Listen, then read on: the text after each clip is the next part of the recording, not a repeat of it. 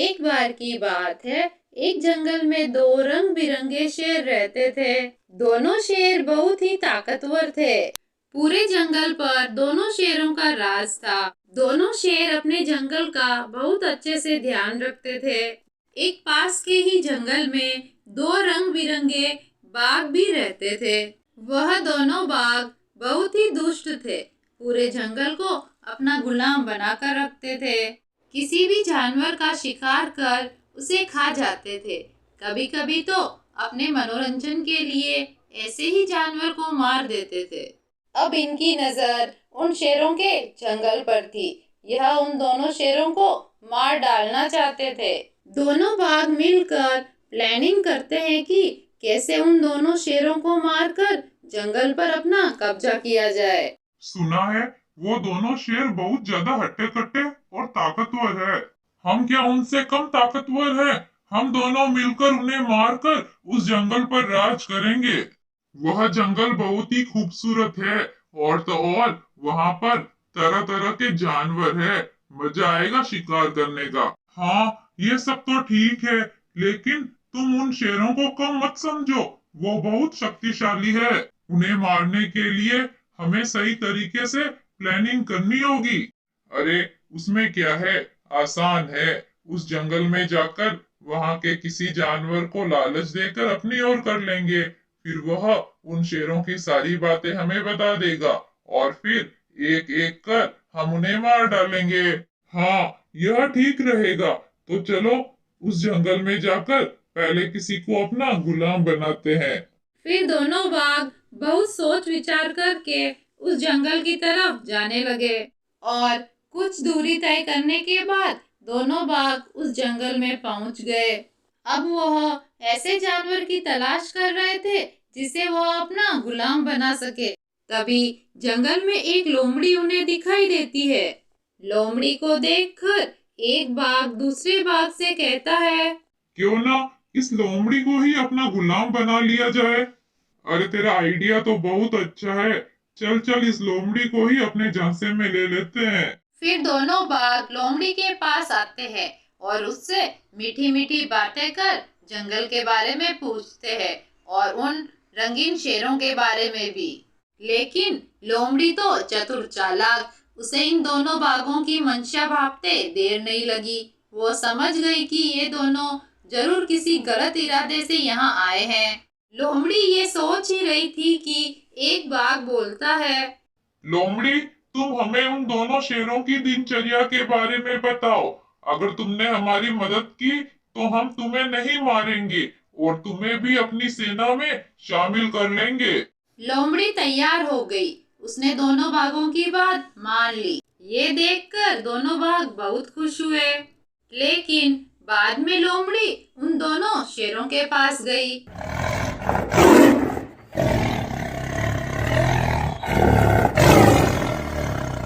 और उन्हें सारी बात बताई।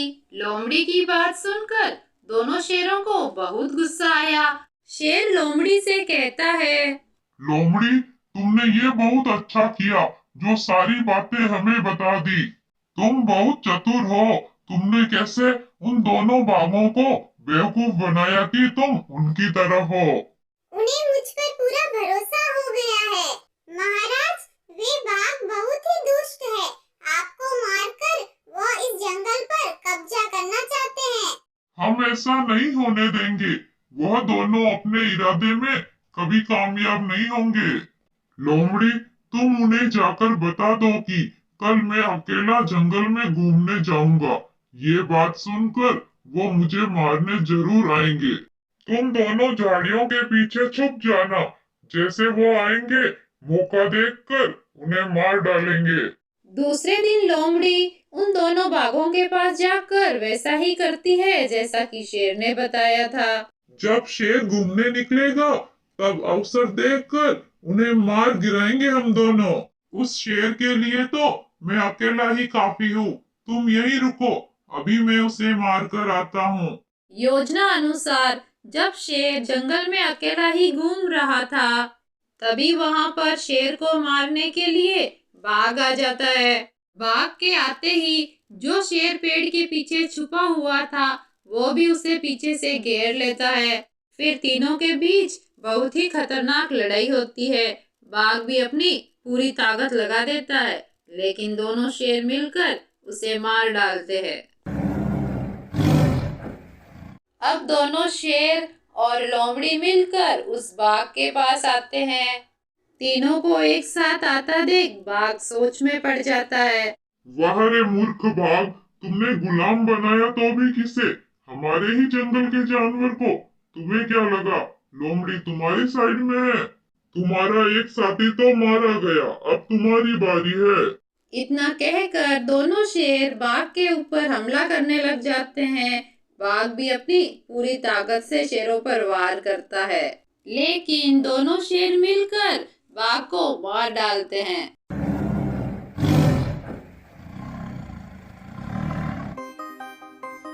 एक बार की बात है, एक जंगल में एक कुत्ता रहता था। एक बार उसे बहुत जोर से भूख लगी। खाने की तलाश में वो जंगल में यहाँ से वहाँ घूम रहा था।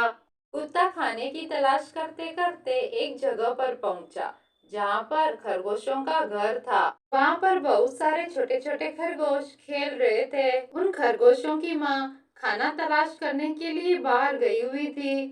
उस शिकारी कुत्ते को उन पर दया आई और वो वहीं पर बैठ गया, ताकि कोई दूसरे जंगली जानवर उन्हें हानि न पहुंचा सके। वो बहुत समय तक उनके पास ही बैठा रहा और उन खरगोशों का ध्यान रख रहा था। जब मादा खरगोश खाना लेकर लौट रही थी, तब उसने देखा कि एक कुत्ता उसके बच्चों के पास बैठा है। लेकिन जब खरगोश ने देखा कि वो कुत्ता उसके बच्चों के पास बैठा है और उन्हें कोई नुकसान नहीं पहुंचा रहा है, तब खरगोश उस कुत्ते के पास गया और उसका हालचाल पूछा। धीरे धीरे खरगोश और कुत्ते की अच्छी दोस्ती हो गई। ज्यादातर समय वो दोनों साथ में ही बिताने लगे। शिकारी कुत्ता अब उन खरगोशों के पास में ही रहने लगा। वह कुत्ता उन खरगोशों को छोड़कर आसपास के जीवों का शिकार करता और उन्हें खा जाता। समय के साथ साथ उन दोनों की दोस्ती गहरी होती गई। अब खरगोश भी निश्चिंत था कि शिकारी कुत्ते के होते हुए कोई दूसरा जंगली जानवर उन्हें परेशान नहीं करेगा। अब दोनों साथ में मिलकर भोजन की तलाश में जंगल में जाया करते। ये सब एक लोमड़ी दूर से रोज देखा करती थी।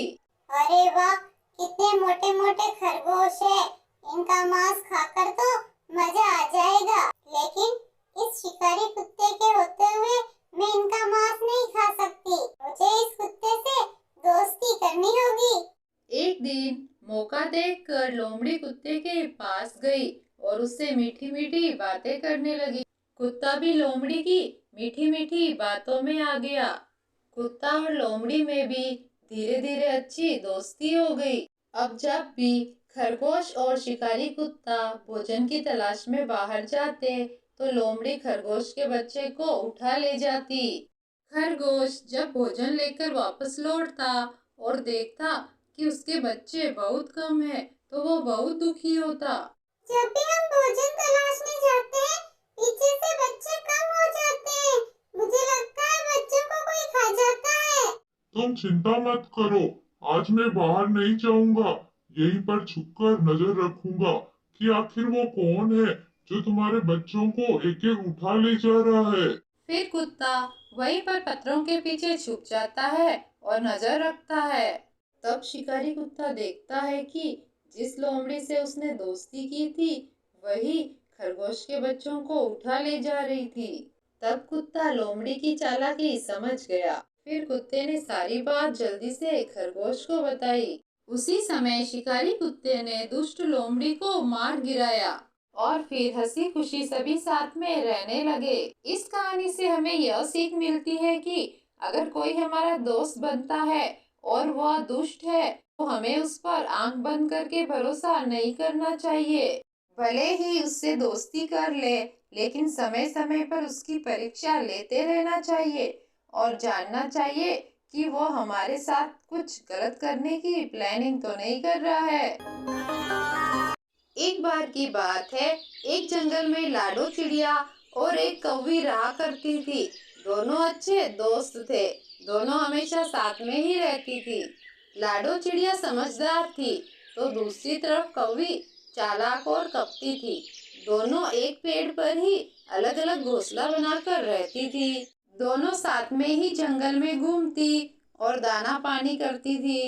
ऐसे ही कुछ समय बीत गया। लाडो चिड़िया और गौरी कौवी अपना समय साथ में ही बिताते रहे। एक दिन लाडो चिड़िया और गौरी कौवी आपस में बातें कर रहे थे। सुनो गौरी कौवी, बरसात का मौसम आने वाला है, हमारे पास अच्छा घर भी नहीं है। हाँ लाडो, अब हमें पक्का घर बनाना होगा ताकि बरसात से हम सुरक्षित रह सके।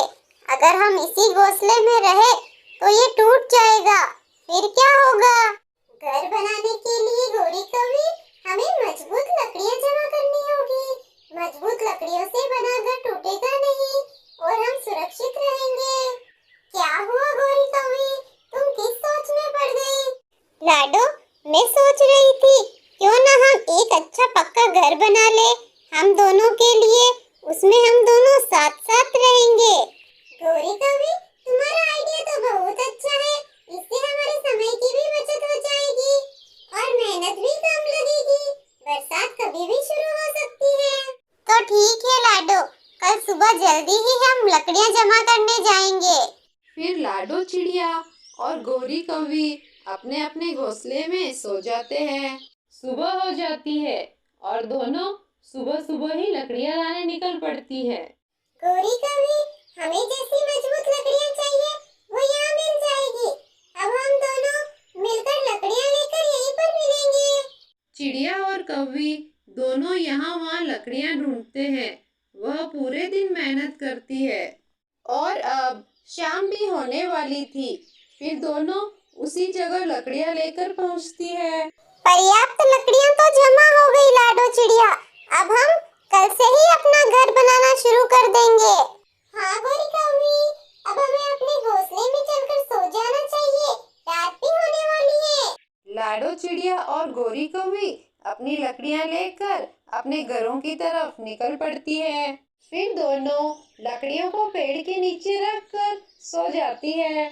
अगली सुबह दोनों ही अपना एक घर बनाने में लग जाती है। दोनों बहुत मेहनत करती है और दोनों मिलकर एक पक्का घर बना ही लेती है। देखो गौरी कौवी, हमारा घर तो बहुत ही अच्छा बना है, कितनी भी जोरदार बरसात क्यों ना आए, ये नहीं टूटेगा। हाँ लाडो चिड़िया, अब हमें किसी भी बात की कोई चिंता नहीं है। लाडो चिड़िया और गौरी कौवी दोनों ही अपने घर में खुशी खुशी रहने लगी। उनका इतना सुंदर और मजबूत घर देखकर जंगल के दूसरे पक्षी जलने लगे। ऐसे ही कुछ दिन बीत गए और दोनों एक साथ मिलजुल कर रहती थी। लेकिन धीरे धीरे कौवी के मन में लालच ने घर बना लिया।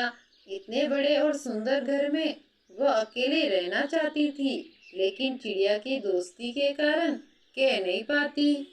ऐसे ही कुछ समय बीता और समय के साथ कौवी के स्वभाव में परिवर्तन होने लगा। लाडो चिड़िया भी कौवी के स्वभाव से भली भांति परिचित थी। ऐसे ही अचानक एक दिन काले बादलों के साथ जंगल में बरसात शुरू हुई। बरसात बहुत तेजी से हो रही थी।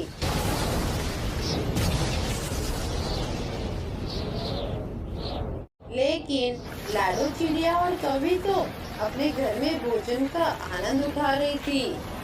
अगले दिन जब बरसात रुक जाती है तब गौरी कौवी अकेली एक पेड़ पर बैठी थी। तभी वहां से एक लोमड़ी गुजर रही थी। तब लोमड़ी कौवी से बोली, सुना है तुम और लाडो चिड़िया ने बहुत सुंदर और टिकाऊ घर बनाया है, जिसमें तुम दोनों साथ साथ में रहती हो। लोमड़ी चतुर और चालाक थी। उसे कौवी के मन की बातें समझने में देर न लगी। वो समझ चुकी थी कि कौवी के मन में कुछ गलत चल रहा है। इसका फायदा लोमड़ी उठाना चाहती थी।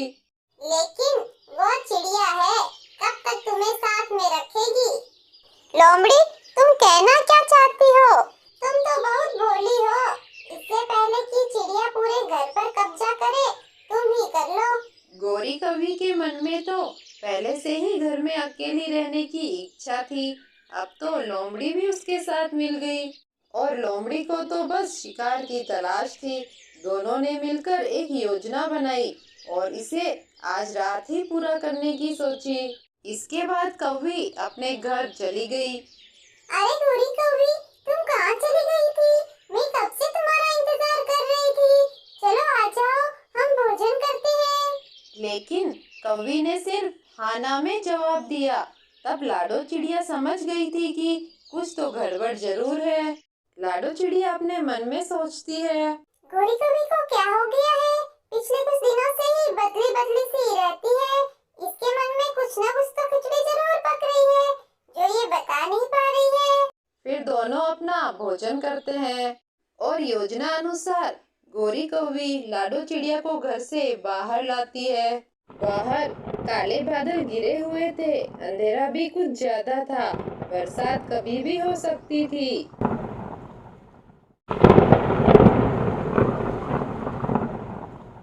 पेड़ के नीचे लोमड़ी अपने शिकार का इंतजार कर रही थी। गोरी कौवी तो किसी काम की नहीं है, पता नहीं कब तक उस चिड़िया को नीचे फेंकेगी और मैं उसे खाऊंगी। गोरी कौवी चिड़िया को धक्का देने वाली थी कि अचानक उसका ही पैर फिसल गया और वो नीचे लोमड़ी के सामने जा गिरी। अंधेरा होने के कारण लोमड़ी ने कुछ नहीं देखा। जैसे ही नीचे गिरी उसे खाने लग गई। गोरी कभी कुछ बोल पाती इसके पहले ही लोमड़ी उसकी गर्दन दबोच चुकी थी। बच्चों, इस कहानी से हमें यह शिक्षा मिलती है कि जो दूसरों के लिए खड्डा खोदता है वो एक दिन उस खड्डे में गिर जाता है। एक रामगढ़ नाम का गांव हुआ करता था। उस गांव में रामू नाम का एक किसान रहता था। उसके पास थोड़ी सी जमीन थी। उस किसान के पास एक भैंस भी थी जो खेत के काम में रामू की मदद किया करती थी। वह भैंस हमेशा रामू के साथ ही रहती थी। एक दिन रामू की अचानक मौत हो जाती है। अब वह भैंस अकेली हो गई थी क्योंकि रामू के अलावा उसका और कोई नहीं था। अब वह बहुत दुखी हुई और रोने लग गई। बहुत सोच विचार करके उसने अपनी आगे की जिंदगी जंगल में बिताने की सोची और वह जंगल की तरफ निकल गई। भैंस डरती और घबराती हुई जंगल की तरफ जा रही थी। चलते चलते वह थक जाती है और उसे भूख प्यास भी लगती है। अरे आज तो मैं बहुत थक गई हूँ, कब से चल रही हूँ। चलो थोड़ी सी हरी घास खा लेती हूँ और पानी पीकर रहने के लिए कोई जगह ढूंढती हूँ। फिर भैंस हरी हरी घास खाती है और पानी पीती है। फिर भैंस आराम करने के लिए एक जगह तलाशता है। अंधेरा भी होने लगता है। बहुत देर तक यहाँ वहाँ ढूंढने के बाद उसे एक गुफा दिखाई देती है। वह उस गुफा में चली जाती है। वाह, ये गुफा तो बहुत अच्छी है और बहुत बड़ी भी है। यहाँ पर तो मैं आराम से रह सकती हूँ। और तो और यह जगह तालाब के पास में ही है, तो मुझे पानी के लिए यहाँ वहाँ भटकना नहीं पड़ेगा। यह कहकर भैंस सो जाती है। अब हर रोज जंगल में हरी भरी घास खाती और तालाब से पानी पीती और अपनी गुफा में आराम करने लगती। उसका अभी तक किसी दूसरे जानवर से सामना हुआ नहीं था। वह एक घरेलू भैंस होने के कारण उसे जंगल की इतनी जानकारी नहीं थी। उसे पता नहीं था कि लोमड़ी उस पर नजर रखी हुई है। भैंस की दिनचर्या तो वैसे ही चल रही थी। अरे ये भैंस तो बड़ी निडर है, अकेली ही जंगल में घूमती रहती है और इसको पता भी है कि ये किसकी गुफा में रहती है। इस भैंस से तो बात करनी पड़ेगी। जब एक दिन भैंस पानी पीने तालाब की ओर जा रही थी, तभी रास्ते में उससे एक लोमड़ी मिलती है। तुम्हें पहले तो इस जंगल में नहीं देखा कभी, अभी अभी यहाँ रहने आई हो क्या? हाँ, मैं इस जंगल की नहीं हूँ, मैं कहीं और से आई हूँ, पर कई दिनों से मैं इस जंगल में ही रह रही हूँ। तुम्हें पता है मैं कौन हूँ और ये गुफा किसकी है? मैं इस जंगल का राजा हूँ और ये गुफा भी मेरी है। तुम और इस जंगल का राजा? तुम तो एक लोमड़ी हो, इस जंगल का राजा इतना छोटा सा नहीं हो सकता। क्यों मजाक कर रही हो? मुझे जाने दो, मेरे आराम का समय हो गया है। इतना कहकर भैंस वहाँ से चली जाती है। पर लोमड़ी को बहुत गुस्सा आता है और वह अपनी इस बेइज्जती का बदला लेना चाहती थी।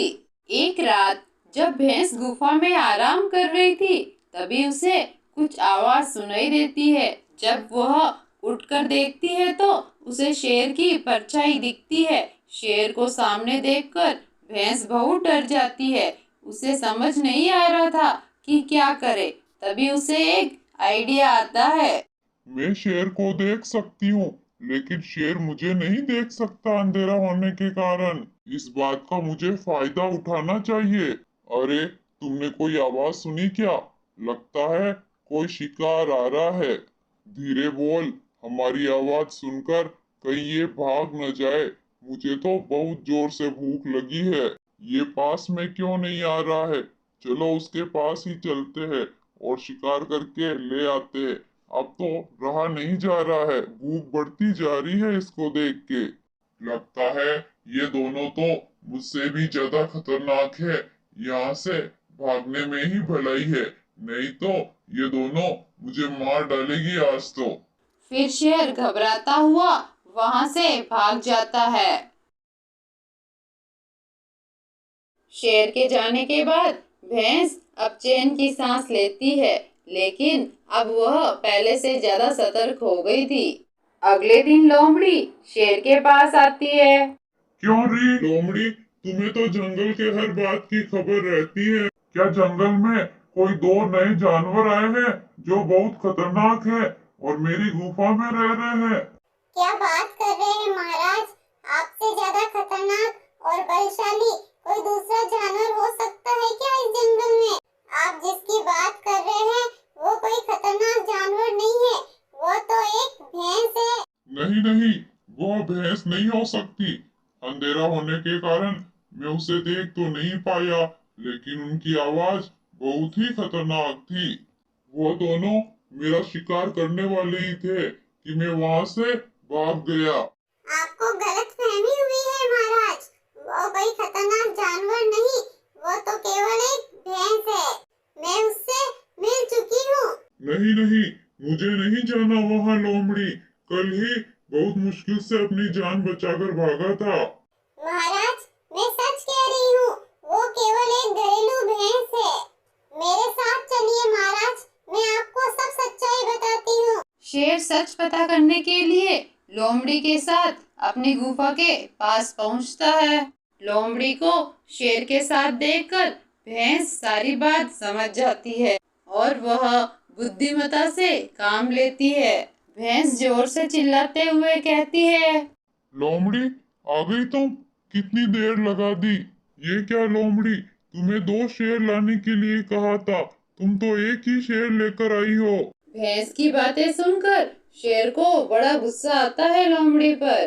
धोखेबाज लोमड़ी, तुम तो इसकी तरह हो, इसलिए तुम मुझे यहाँ पर लाई हो ताकि ये मेरा शिकार कर सके। महाराज, ये झूठ बोल रही है। भैंस फिर एक बार जोर से चिल्लाते हुए कहती है। अरे लोमड़ी, खड़ी क्या है? इस एक शेर को लेकर अंदर आ, आज तो इसी से काम चलाना पड़ेगा।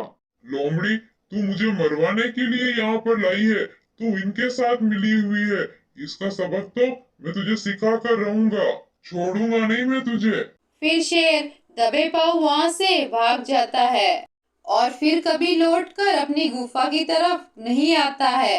भैंस ने उस लोमड़ी को अच्छा सबक सिखाया और भैंस मजे से अपनी जिंदगी गुफा में काटने लगी।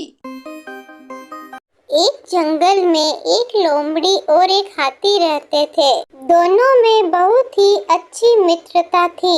दोनों ने मिलकर एक दिन आपस में बातें की और लोमड़ी ने हाथी से कहा, चलो हाथी भाई, हम नदी पार करके तरबूज खाने चलते हैं। हाथी डर गया और आनाकानी करने लगा और लोमड़ी से कहा, नहीं बाबा नहीं, अगर हम पकड़े गए तो बहुत मार पड़ेगी। तब लोमड़ी ने कहा, हाथी भाई, तुम बहुत डरते हो, फिर दोनों नदी की तरफ निकल पड़ते हैं। नदी के पास पहुंचकर लोमड़ी हाथी से कहती है, हाथी भाई, मैं बहुत छोटी हूँ, मैं कैसे नदी पार करूँगी? मैं तो नदी में डूब जाऊंगी। तब हाथी ने कहा, तुम मेरी पीठ पर बैठ जाओ, मैं नदी पार करा दूंगा। फिर लोमड़ी हाथी की पीठ पर बैठ जाती है और दोनों नदी पार कर लेते हैं। उसके बाद खेत में जाकर वह बहुत मीठे मीठे तरबूज खाते हैं। लेकिन थोड़ी देर में लोमड़ी का पेट भर जाता है और वह गाना गाने लगती है। तब हाथी कहता है, अरे लोमड़ी, तुम गाना गाना बंद करो, नहीं तो किसान आ जाएगा तुम्हारे गाने की आवाज सुनकर और हमें बहुत मारेगा। अब मुझे और भी खाना है, तो मुझे खाने दो। लेकिन लोमड़ी उसकी बात नहीं मानती और गाना गाते ही रहती है। तभी किसान आवाज सुनकर उनकी तरफ आने लगता है, जिसके कारण हाथी और लोमड़ी वहां से भाग जाते हैं। लेकिन हाथी का पेट अभी तक भरा नहीं था, जिसके कारण वो लोमड़ी पर बहुत गुस्सा था और उससे बदला लेना चाहता था। भागकर दोनों नदी के पास पहुंच गए, लेकिन हाथी को लोमड़ी से बदला लेना था, इसलिए उसने सोचा, जब लोमड़ी नदी पार कर रही होगी तब मैं उसे नदी में गिरा दूंगा।